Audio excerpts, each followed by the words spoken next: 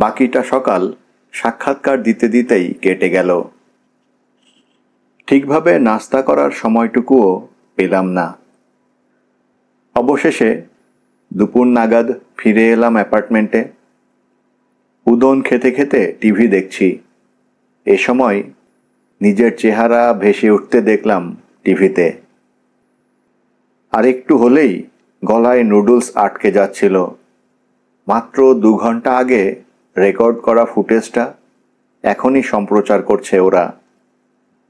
আপনারা তো বাল্যবন্ধু ছিলেন, তাই না? মানুষ হিসেবে মিস্টার হিদাকাকে কিভাবে মূল্যায়ন করবেন আপনি?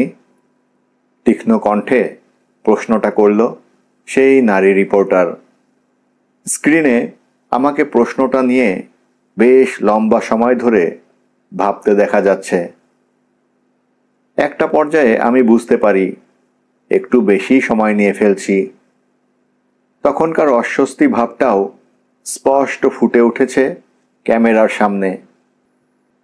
এই অংশটুকু চাইলে কেটে বাদ দিতে পারত ওরা, কিন্তু সময় নষ্ট করেনি।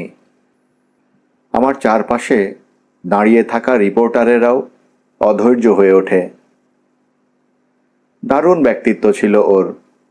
স্ক্রিনের আমি বললাম অবশেষে, যা করবে বলে মনস্থির করত সেটার জন্যে জান প্রাণ দিয়ে দিত।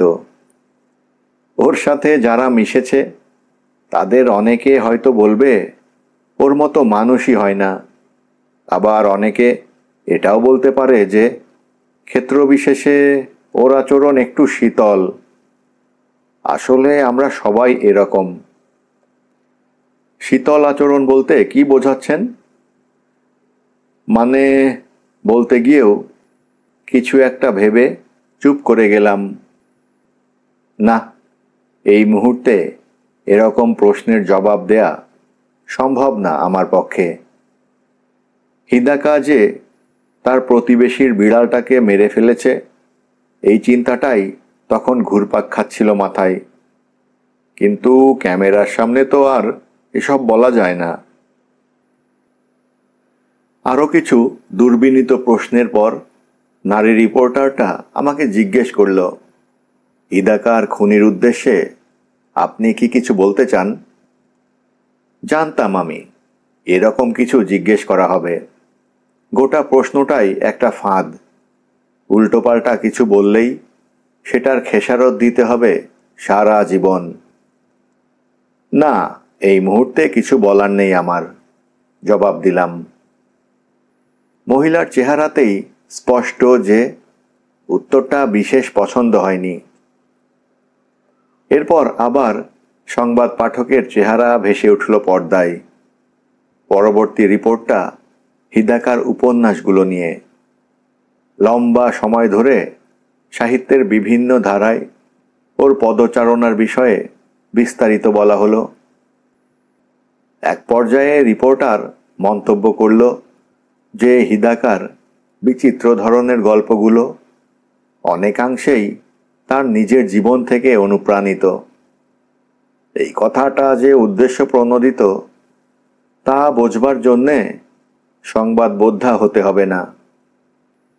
ওরা বোঝাতে চাইছে লেখার মাঝে ব্যক্তিগত জীবনটাকে টানার প্রায়শ্চিত্তই করতে হয়েছে হিদাকাকে।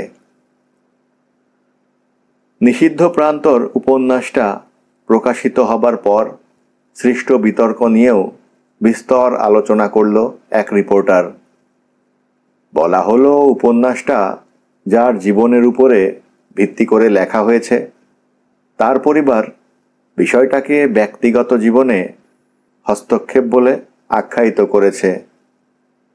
মিয়াকো ফুজিও যে গতকাল হিদাকার বাসায় গিয়েছিল, এই তথ্যটা এখনও পায়নি সংবাদকর্মীরা।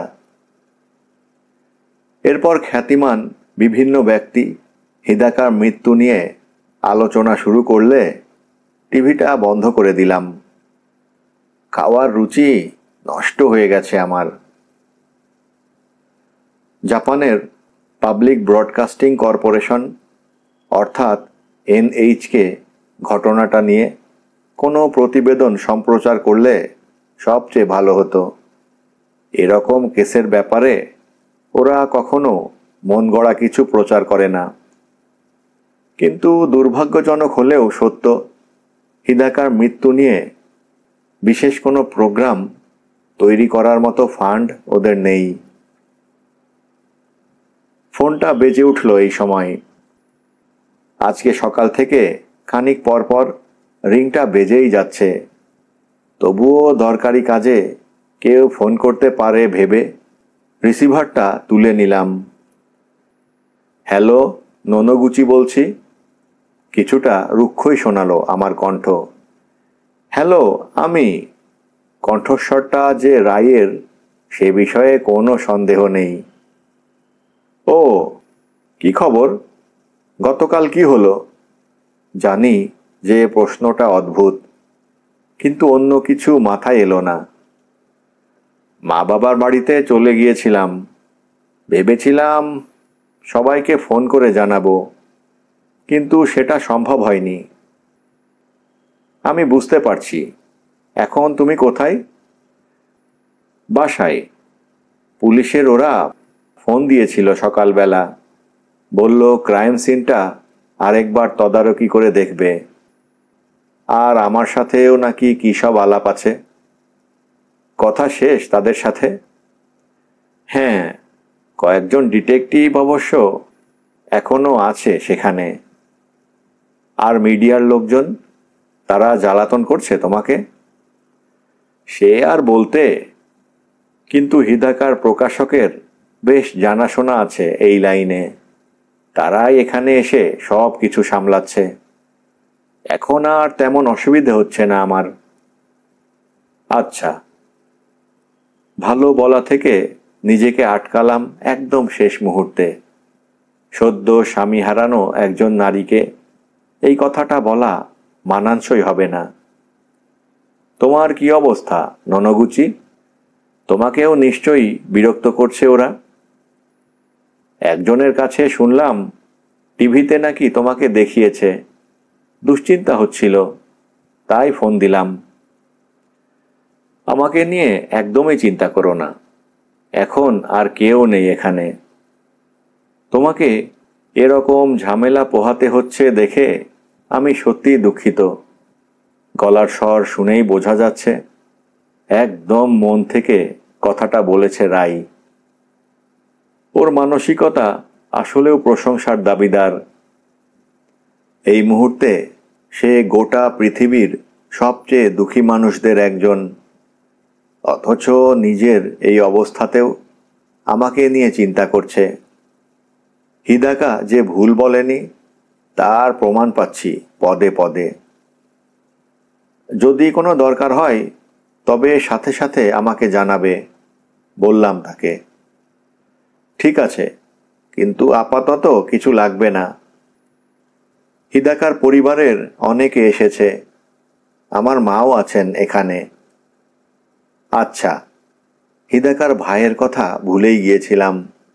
ওর চেয়ে 2 বছরের বড় সে, বিবাহিত।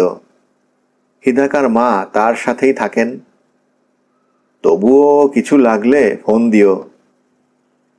অনেক ধন্যবাদ তোমাকে ননগুচি। পরে কথা হবে। খোঁজ নেওয়ার জন্যে তোমাকেও ধন্যবাদ। নামিয়ে রাখলাম রিসিভারটা। তবুও রায়ের চিন্তা দূর হলো না মাথা থেকে। সে এখন কি করবে, কোথায় থাকবে, এসব নিয়ে ভাবছি। বয়স খুব একটা বেশি না ওর, পরিবারও যথেষ্ট বিত্তবান। সুতরাং কোনো প্রকার ঝামেলায় পড়ার কথা না। তবে হিদাকাকে হারানোর কষ্টটা কাটিয়ে উঠতে সময় লাগবে। আজ আর হলেও মাত্র 1 মাস ধরে বিয়ে হয়েছিল ওদের। হিদাকার সাথে সামনাসামনি দেখা হবার অনেক আগে থেকেই তার লেখার সাথে পরিচিত ছিল রাই। বিশাল ভক্ত বললেও কম বলা হয় না। কাজের খাতিরে পরিচয় হবার কিছুদিনের মধ্যেই প্রণয়ে রূপ নেয় ওদের সম্পর্কটা। অর্থাৎ গতকাল রাতে নিজের স্বামী এবং প্রিয় লেখকের নতুন উপন্যাস, এই দুটো জিনিসই হারায় সে। এসব নিয়ে ভাবনার মাঝেই আবারও বেজে উঠল ফোনটা। একটা খবরের অনুষ্ঠানে আমার সাক্ষাৎকার নিতে চাই চ্যানেল 8। মুখের ওপর মানা করে দিয়ে রিসিভার নামিয়ে রাখলাম। সন্ধ্যা 6টার কিছুক্ষণ পর আমার বাড়িতে হাজির হলো ডিটেকটিভ কাগা। চেহারায় রাজ্যের বিরক্তি ফুটিয়ে দরজা খুলে দেখি বাইরে ও দাঁড়িয়ে আছে। তবে একা আসেনি সে, মাকিমুরা নামের কম বয়সী আরেকজন ডিটেকটিভও সাথে আছে। আপনাকে বিরক্ত করার জন্যে দুঃখিত, আমার আরও কিছু প্রশ্ন ছিল। হ্যাঁ, ভাবছিলাম যে কখন যোগাযোগ করবেন। আসুন, ভেতরে আসুন। কিন্তু দরজার বাইরে থেকে নড়ল না ডিটেকটিভ কাগা। আপনি কি খাচ্ছিলেন নাকি? না, এখনো খাইনি, তবে খাবো ভাবছিলাম। তাহলে আমরা বাইরে কোথাও বসি। সত্যি বলতে আজকে এত কাজ ছিল যে দুপুরে ঠিকমতো খেতেও পারিনি আমরা, তাই না? মাকিমুরার দিকে তাকিয়ে বলল কাগা। জবাবে বোকা বোকা একটা হাসি মুখে সায় জানালো সে। ঠিক আছে, কোথায় যেতে চান? কাছেই একটা ভালো পর্ক কাটলেট রেস্তোরাঁ আছে, যে কোনো এক জায়গায় গেলেই হলো, বলে কি যেন একটা ভাবলো কাগা। আচ্ছা, কাছেই একটা ফ্যামিলি রেস্তোরাঁ আছে না? আপনি আর আপনার সম্পাদক মিস্টার অসীমা গিয়েছিলেন যেখানে। আছে তো, যাবেন ওখানে? হ্যাঁ, সময় কম লাগবে, আর যতবার ইচ্ছে কফিও নেওয়া যাবে। কফি পেলে মন্দ হতো না, পাশ থেকে মাকিমুরা বলল। আচ্ছা দাঁড়ান, আমি জ্যাকেট পরে আসছি, বললাম। ওদের দরজার ওখানটায় দাঁড় করিয়ে রেখে ভেতরে এসে কাপড় বদলে নিলাম। কাগা ওই রেস্তোরাঁটায় যেতে চাচ্ছে কেন কে জানে। কোনো বিশেষ কারণ কি আছে, নাকি বিনামূল্যে কফি খাওয়ার লোভে? কোনো জুৎসই জবাব মাথায় এলো না। কিছুক্ষণের মধ্যেই বাইরে বেরিয়ে এলাম 3 জন। রেস্তোরাঁয় পৌঁছে আমি অর্ডার করলাম শ্রিম্প ডোরিয়া, আর 2 ডিটেকটিভ নিল ল্যাম্ব স্টেক এবং মিটলফ। আচ্ছা, উপন্যাসটার নাম যেন কি? তুষারদার। ওয়েট্রেস অর্ডার নিয়ে চলে যাবার পর বলল কাগা। মিস্টার হিদাকার কম্পিউটার স্ক্রিনে খোলা ছিল যেটা। হ্যাঁ, আপনি তো কালকে ভাবছিলেন যে ওই লেখাগুলো পূর্ব প্রকাশিত কিনা, সেটা জানতে পেরেছেন? জেনেছি, ওগুলো নতুন, কালকেই লেখা হয়েছে। মাসিক সময় পত্রিকার সম্পাদকের সাথে কথা বলেছি আমরা। তার মতে উপন্যাসের আগের অংশের সাথে মিলে গেছে ওটুকু। তাহলে লেখার মাঝে খুন করা হয় ওকে? একটা বিষয় একটু অদ্ভুত লেগেছে আমার এক্ষেত্রে। হালকা সামনে ঝুঁকে ডান হাতটা টেবিলে রেখে বলল ডিটেকটিভ কাগা। অদ্ভুত? পৃষ্ঠা সংখ্যা, ডকুমেন্ট ফাইলটা প্রিন্ট করার পর 27 পৃষ্ঠা হয়েছে।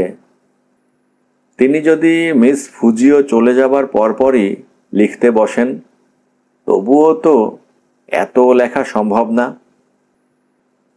আর আপনি কালকে যেমনটা বললেন, ঘন্টা বড়জোর 6 পৃষ্ঠা লিখতেন মিস্টার হিদাকা। 27 পৃষ্ঠা, এ তো অনেক বেশি। আমি হিদাকাদের বাড়িতে যাই 8টার দিকে। যদি ধরে নেই তখনও জীবিত ছিল সে, তবুও ঘন্টায় 9 পৃষ্ঠা করে লিখতে হবে তাকে। তাহলে বললাম, হয়তো মিথ্যে বলেছিল ও। মানে? দুপুরে আমার সাথে যখন দেখা হয় ততক্ষণে নিশ্চয়ই 10-12 পৃষ্ঠা লেখা হয়ে গিয়েছিল ওর, কিন্তু আমাকে বুঝতে দিতে চায়নি। বড় লেখকেরা নিজেদের অতিরিক্ত ব্যস্ত প্রমাণের জন্যে এমন প্রায়ই করে। পত্রিকার সম্পাদকও একই কথা বলেছেন, তারাও জানে এসব। হিদাকা রায়কে বলেছিলেন হোটেলে ফিরতে দেরি হবে, কিন্তু 8টার আগেই তার 27 পৃষ্ঠা লেখা হয়ে গিয়েছিল। প্রতি মাসে তুষারদার উপন্যাসটির 30 পৃষ্ঠার মতো করে প্রকাশিত হতো পত্রিকায়। সেই হিসেবে বলা যায় কাজ প্রায় গুছিয়ে এনেছিলেন হিদাকা। আমি তো জানতাম যে লেখা জমা দিতে বেশিরভাগ সময়ই দেরি হয়ে যায় লেখকদের, কিন্তু কেউ কি আগেভাগে শেষ করে? করতেই পারে। লেখালেখি তো আর ধরা বাঁধা নিয়মকানুন মেনে হয় না। কখনো কখনো ঘন্টার পর ঘন্টা কম্পিউটারের সামনে বসে থাকলেও এক পাতা লেখা বেরোয় না। আবার লেখা আসতে শুরু করলে থামানোই যায় না মাঝে মাঝে। মিস্টার হিদাকাও কি ওরকম লেখক ছিলেন? হ্যাঁ, সত্যি বলতে কি সব লেখকেরাই এমন। আচ্ছা, এ বিষয়ে ধারণা ছিল না আমার। আবারও সিটে হেলান দিয়ে বসে বলল কাগা। মারা যাবার আগে কত দূর লিখেছিল হিদাকা? এটা নিয়ে এত মাথা ঘামাচ্ছেন কেন বুঝতে পারছি না, বললাম আমি। মূল কথা হচ্ছে রায় যখন হোটেলে যায় তখনও গল্পটা লেখা শেষ হয়নি হিদাকার। কিন্তু ওর মরদেহ উদ্ধারের সময় দেখা যায় যে লেখাটা প্রায় গুছিয়ে এনেছিল। অর্থাৎ মৃত্যুর আগেই কাজটুকু করে সে, তাই তো? সেরকমই তো মনে হচ্ছে, মাথা নাড়ল ডিটেকটিভ কাগা। তবে অসন্তুষ্ট ভাবটা দূর হয়নি চেহারা থেকে। আমার প্রাক্তন সহকর্মী সামান্য তথ্যের গড়মিলও খুঁটিয়ে খুঁটিয়ে দেখে এখন। এটা নিশ্চয়ই তার কাজেরই অংশ। এই সময় ওয়েট্রেস আমাদের খাবার নিয়ে এলে কথাবার্তা বন্ধ থাকলো কিছুক্ষণ। একটা বিষয় জানতে চাইছিলাম, কিছুক্ষণ পরে বললাম আমি। হিদাকার মরদেহের কি হবে? আজকে ময়না তদন্তের কথা বলেছিলেন আপনি। হ্যাঁ, ময়না তদন্ত ইতিমধ্যে শেষ। মাকিমুরার দিকে তাকিয়ে কাগা বলল, তুমি ছিলে না ওখানে? না, আমি না। থাকলে এখন এখানে এসব খেতে পারতাম। ভ্রু কুঁচকে মিটলোফ মুখে দিতে দিতে বলল মাকিমুরা। তা ঠিক। একটা শুকনো হাসি ফুটল কাগার মুখে। ময়নাতদন্তের ব্যাপারে কোনো প্রশ্ন আছে আপনার? এবারে আমাকে জিজ্ঞেস করল সে। কখন মারা গেছে ও, সেটা জানতে পেরেছেন? রিপোর্টটা আমি নিজে পড়িনি, তবে শুনেছি ঠিকঠাকই আন্দাজ করেছে ওরা। তারা একদম নিশ্চিত? সেটা নির্ভর করছে কিসের ভিত্তিতে আন্দাজ করেছে তার উপরে। যেমন, বলতে গিয়েও থেমে গেল কাগা। না, এখন কথাটা বলা উচিত হবে না। কেন? আপনার খাওয়ার রুচি থাকবে না। আমার প্লেটের দিকে ইঙ্গিত করল ও। ও বলে মাথা নাড়লাম। তাহলে পরে শোনাই ভালো। সায় দিল ডিটেকটিভ কাগা। ঠিক কথাটাই বলেছি আমি। বাকি সময় খুনের ব্যাপারে কোনো আলোচনা হলো না, বরং আমি বাচ্চাদের যে বইগুলো লিখছি সেগুলোর বিষয়ে জানতে চাইল ও। এখনকার বাচ্চারা কেমন লেখা পছন্দ করে, কোন ধারায় লিখলে বেশি জনপ্রিয়তা পাওয়া যায়, বই পড়ুয়ার সংখ্যা কমে যাওয়াটা আমি কিভাবে দেখি, এসব।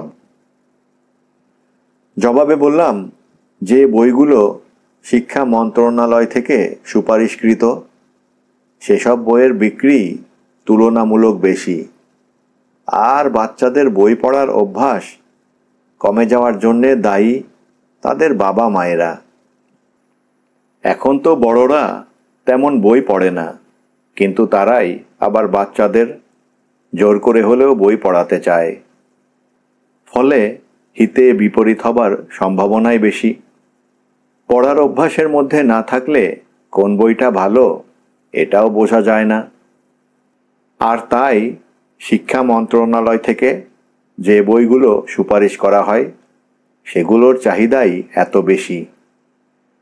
কিন্তু দুঃখজনক হলেও সত্য, ওই বইগুলো অতিরিক্ত মাত্রায় একঘেয়ে। ফলে বাচ্চারা কোনো আগ্রহবোধই করে না। একটা দুষ্টচক্র বলতে পারো গোটা ব্যাপারটাকে, যে চক্র ছিন্ন করে বেরিয়ে আসাটা আশু দরকার। খেতে খেতে মনোযোগ দিয়ে আমার কথাগুলো শুনল দুই ডিটেকটিভ। তবে এসব বিষয়ে আদৌ তাদের কোনো আগ্রহ আছে কি না সন্দেহ। খাবার শেষে কফি দিয়ে গেল ওয়েট্রেস। আমি আমার জন্যে এক গ্লাস দুধের অর্ডার দিলাম। আপনি তো সিগারেট খান, টেবিলে রাখা অ্যাস্ট্রে দেখিয়ে বলল ডিটেকটিভ কাগা। না। ছেড়ে দিয়েছেন? হ্যাঁ, 2 বছর হলো প্রায়। ডাক্তারের নির্দেশ। আমার পাকস্থলীর 12টা বেজে যাচ্ছিল। ও সরি, তাহলে আমাদের স্মোকিং জোনে বসাটা উচিত হয়নি।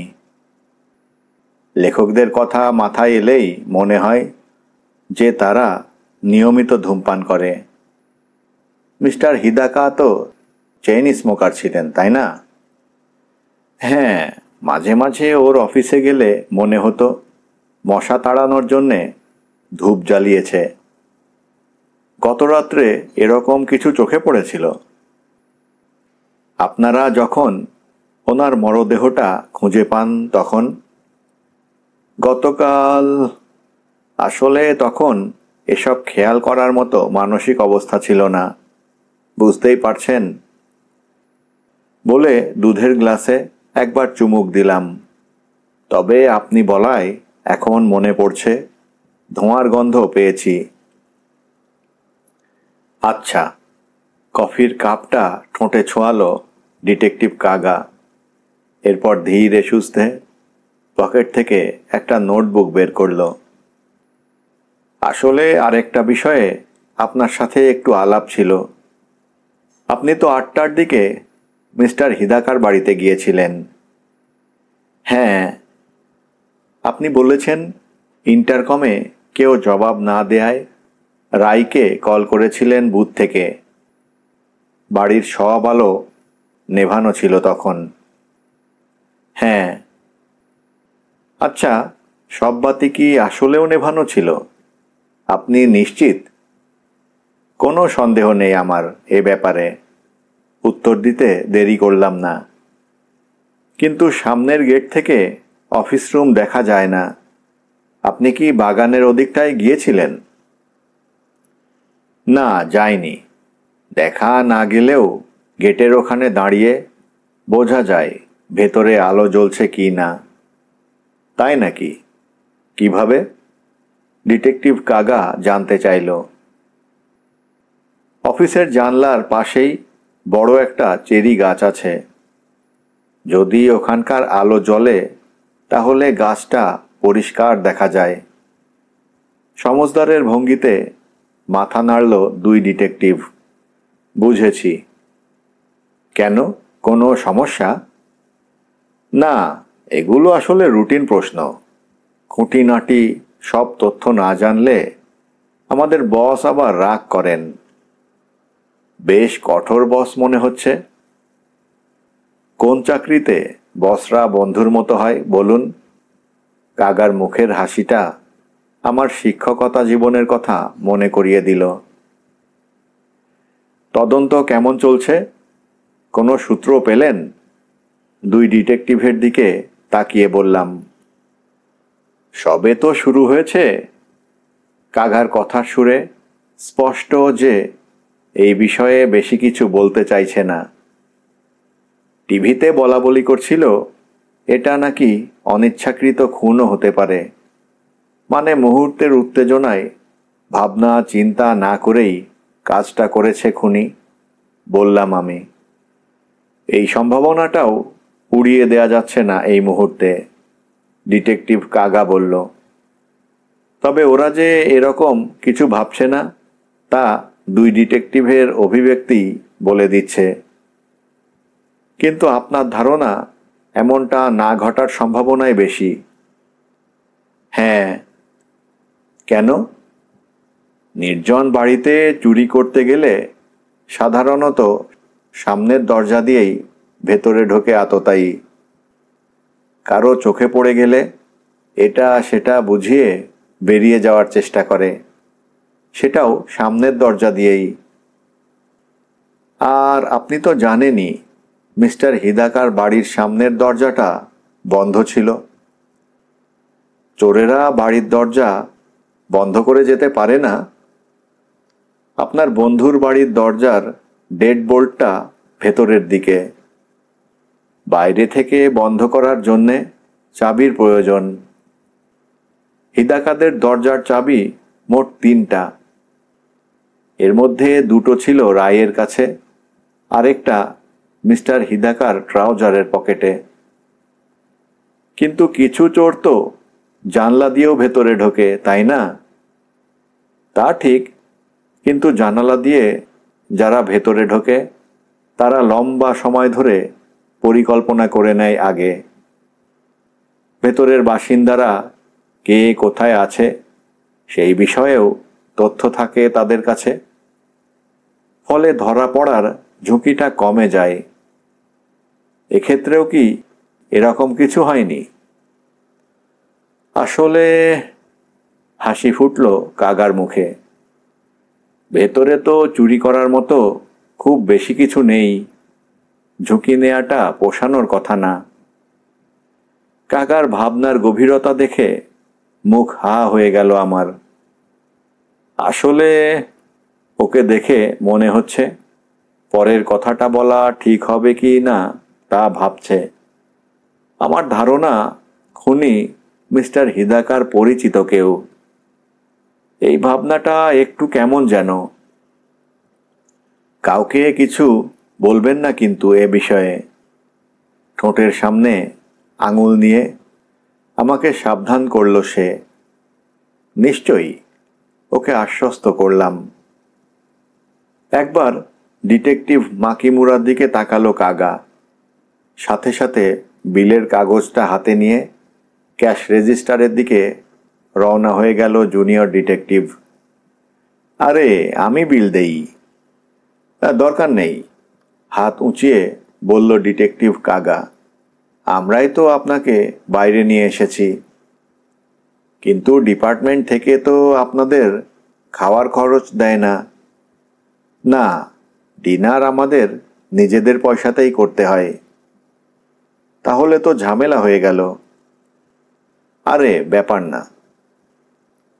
ক্যাশ রেজিস্টারের দিকে তাকালাম আমি।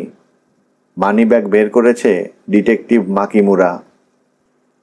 তবে টাকাটা কাউন্টারের মহিলার হাতে না দিয়ে কিছু একটা জিজ্ঞেস করল সে। পরক্ষণেই আমার দিকে আর চোখে তাকালো মহিলা। এরপর মাকিমুরার উদ্দেশ্যে কি যেন বলল। সরি, কাগার দৃষ্টি আমার দিকে। চেহারার অভিব্যক্তির কোনো পরিবর্তন আসেনি ওর। আপনার অ্যালিবাই ঠিক আছে কি না সেই বিষয়ে খোঁজ নিতে এসেছি আমরা। অ্যালিবাই? হ্যাঁ, মাথা নাড়ল সে। আপনার সম্পাদক মিস্টার ওশিমার সাথে কথা বলেছি আমরা, কিন্তু আরেকবার যাচাই করে নেওয়াটা জরুরি। এটা আমাদের কাজ, কিছু মনে করবেন না। এজন্যই কি এখানে আসার কথা বলছিলেন? হ্যাঁ। কাগার কর্ম পরিকল্পনায় অভিভূত না হয়ে পারলাম না। কিছুক্ষণ পর ফিরে এলো ডিটেকটিভ মাকিমুরা। তার দিকে চেয়ে একবার মাথা নাড়ল কাগা। কি, অতিরিক্ত বিল রেখেছে নাকি এবারও? না। যাক, বাঁচা গেল বলে আমার দিকে তাকালো কাগা। মুখের হাসিটা এখন চোখেও বিস্তৃত হয়েছে। যখন বললাম গত 2 দিন ধরে কি ঘটছে সব লিখে রাখছি, আগ্রহ ফুটল আমার প্রাক্তন কর্মচারীর চেহারায়। রেস্তোরাঁ থেকে বের হয়ে বাড়ির পথে হাঁটছি আমরা 3 জন। আমি যদি কিছু না বলতাম তাহলে বিদায় নিয়ে নিজেদের রাস্তা মাপত ডিটেকটিভ 2 জন। আসলে এরকম অভিজ্ঞতার মুখোমুখি হইনি তো কখনো আগে, তাই লিখে রাখার সিদ্ধান্ত নিয়েছি। এর জন্যে আমার লেখক সত্তাকে দায়ী ধরে নিতে পারেন। কথাটা শুনে কিছুক্ষণ কি যেন ভাবল ডিটেকটিভ। তারপর বলল, যদি কিছু না মনে করেন আপনার লেখাটা আমি পড়তে চাই। কি, আপনি পড়বেন? মানে আসলে অন্য কেউ লেখাটা পড়বে এসব ভেবে কিছু লেখিনি। প্লিজ বলেই আমার সামনে এসে মাথা ঝোঁকালো কাগা। তার দেখা দেখি ডিটেকটিভ মাকিমুরাও একই কাজ করল। আরে আরে, করছেন কি আপনারা? রাস্তার পাশে 2 জন পুলিশ অফিসারকে আমার সামনে এভাবে বাউ করতে দেখলে লোকে কি বলবে? আপনাদের তো সব কিছু বলেছি আমি, তবুও দেখতে চাই। আচ্ছা, এত করে যখন বলছেন, মাথা চুলকে বললাম, অ্যাপার্টমেন্টে আসতে পারবেন? আমার ওয়ার্ড প্রসেসরে আছে ফাইলটা, প্রিন্ট করে দিতে হবে। কোনো সমস্যা নেই, কাগা বলল। আমার সাথে সাথে অ্যাপার্টমেন্টে উঠে এলো 2 ডিটেকটিভ। লেখাটা প্রিন্ট করছি, এ সময় আমার পেছনে এসে দাঁড়ালো কাগা। ওয়ার্ড প্রসেসর ব্যবহার করেন নাকি আপনি? হ্যাঁ। মিস্টার হিদাকা দেখলাম কম্পিউটার ব্যবহার করতেন। লেখালেখি ছাড়াও আরও অনেক কাজে ওটা ব্যবহার করত ও। ইমেল পাঠানো, গেম খেলা, এইসব। আপনি কম্পিউটার ব্যবহার করেন না কেন, নোনোগুচি? ওয়ার্ড প্রসেসরই আমার জন্য যথেষ্ট। তাহলে পাণ্ডুলিপি প্রকাশকের অফিসে পাঠান কিভাবে? কেউ এসে নিয়ে যায়? না, সাধারণত ফ্যাক্স করে পাঠাই। ওই দেখুন, আমার রুমের একপাশে রাখা ফ্যাক্স মেশিনটার দিকে ইঙ্গিত করলাম। একটা ফোনের লাইন আমার বাসায়, তাই কর্ডলেসটা ফ্যাক্স মেশিনের সাথেই লাগানো। কিন্তু কালকে তো খসড়া পাণ্ডুলিপিটা নেয়ার জন্যে আপনার সম্পাদক এসেছিল বাড়িতে। আমার চোখে চোখ রেখে বলল কাগা। ক্ষণিকের জন্যে মনে হলো ওর দৃষ্টিতে সন্দেহ খেলা করছে। এটা অবশ্য আমার মনের ভুলও হতে পারে, কিন্তু একটু আগে কাগা বলেছে ওর ধারণা খুনি হিদাকার পরিচিত। আসলে এবারের লেখাটা নিয়ে কিছু আলাপ ছিল আমার, সেজন্যেই তাকে ফোন করে আসতে বলেছিলাম। নীরবে আমার কথাটা শুনল কাগা, তবে জবাবে কিছু বলল না। প্রিন্ট আউট দেয়া শেষ হলে ওর হাতে লেখাগুলো তুলে দিলাম। আপনাকে একটা কথা বলা হয়নি। তাই ডিটেকটিভ কাগাকে দেখে মনে হলো না যে সে অবাক হয়েছে। হ্যাঁ, লেখাগুলো পড়লেই বুঝতে পারবেন। তবে এটাও মাথায় রাখবেন যে এসব যখন লিখছিলাম তখন ভাবিনি আমি বাদে অন্য কেউ আমার বয়ানটুকু পড়বে। ইচ্ছাকৃতভাবে কাউকে সন্দেহভাজন হিসাবে উপস্থাপন করার ইচ্ছেও আমার নেই। হিদাকা এবং ওই বিড়ালটার প্রসঙ্গে কথাগুলো বললাম। বেশ চিন্তার কিছু নেই, আমি ওরকম কিছু ভাবব না। আমাকে বেশ কয়েকবার ধন্যবাদ জানালো ডিটেকটিভ কাগা। এরপর অ্যাপার্টমেন্ট ছেড়ে বেরিয়ে গেল দুই ডিটেকটিভ। কাগা এবং তার সহকারী বেরিয়ে যাওয়ার পর আজকের ঘটনাবলী লিখতে বসেছিলাম।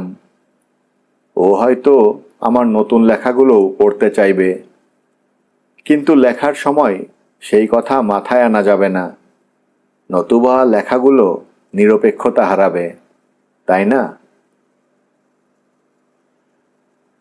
আজ হিদাকার মৃত্যুর তৃতীয় দিন। অন্ত্যেষ্টিক্রিয়ার আয়োজন করা হয়েছিল ওর বাড়ি থেকে কয়েক কিলোমিটার দূরে একটা বৌদ্ধ মন্দিরে।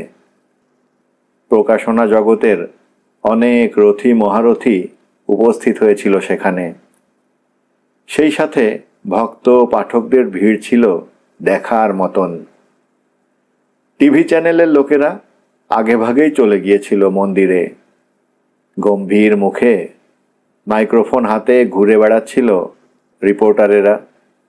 উপস্থিত কারো চোখে পানি দেখলেই ক্যামেরা ঘুরে যাচ্ছিল সেদিকে। বেদিতে শ্রদ্ধা জ্ঞাপন শেষে ছাউনির নিচে গিয়ে দাঁড়াই আমি। বেশ কয়েকজন সেলিব্রিটিকে চোখে পড়ে।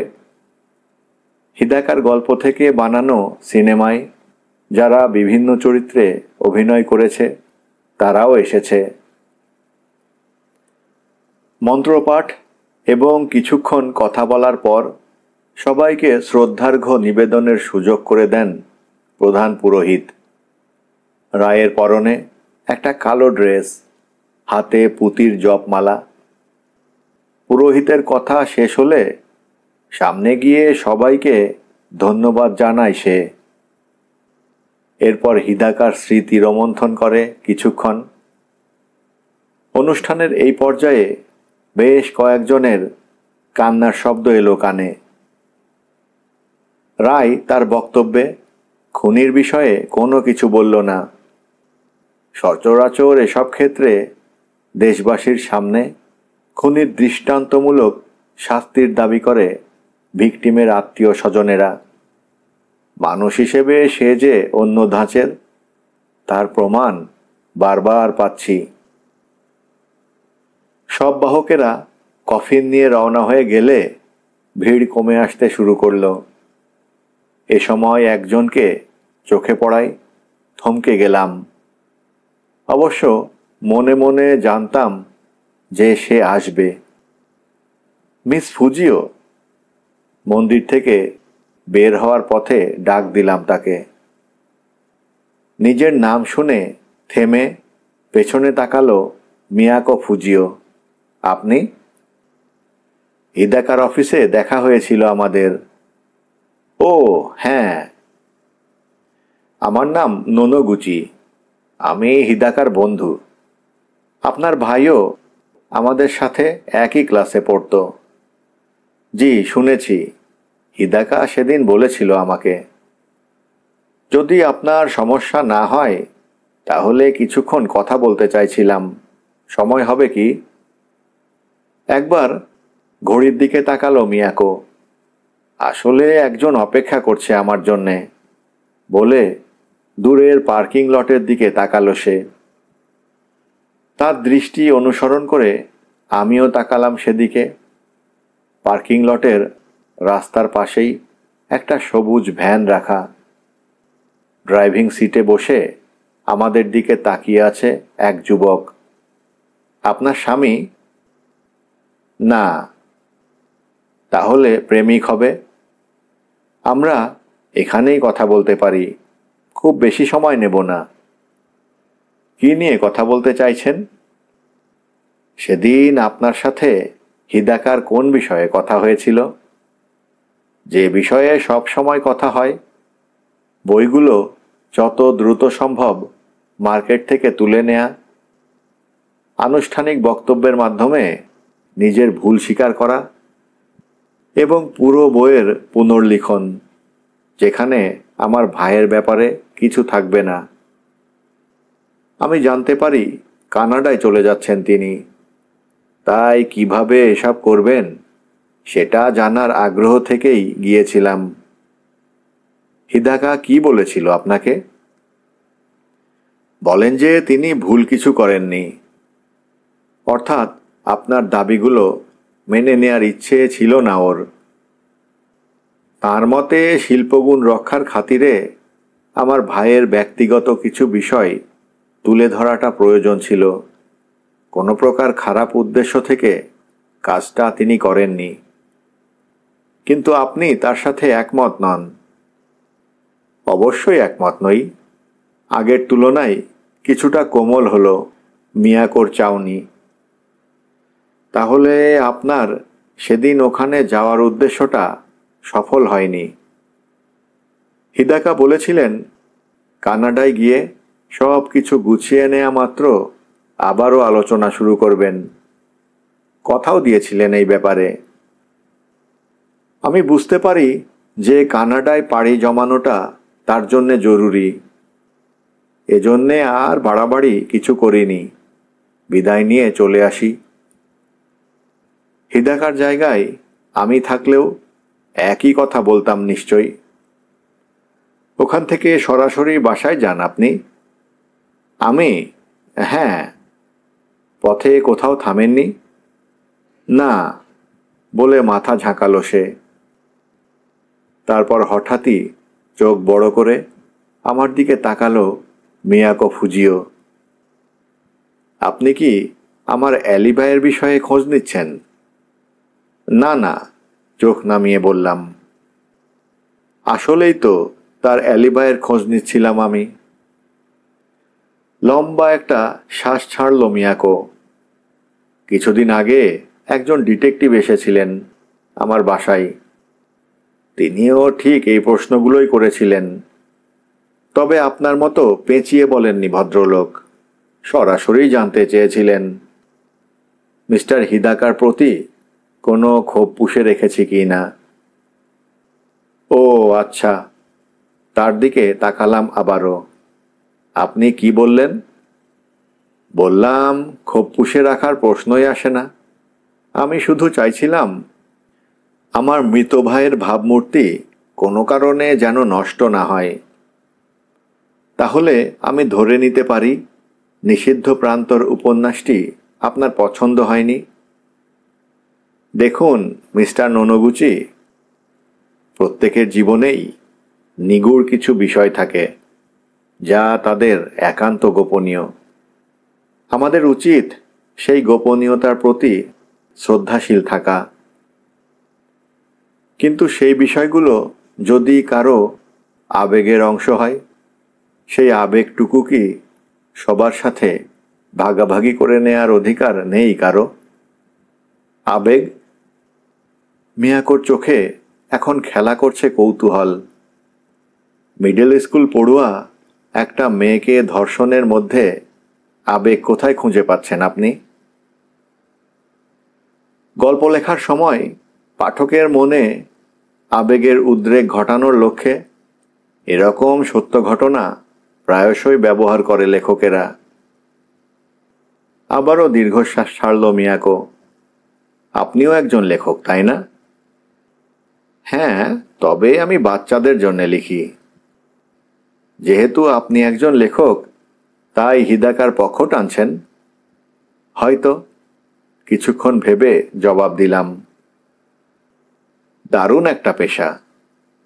ওর কণ্ঠের শেষটুকু ধরতে অসুবিধে হলো না। মাফ করবেন, আমাকে এখন যেতে হবে।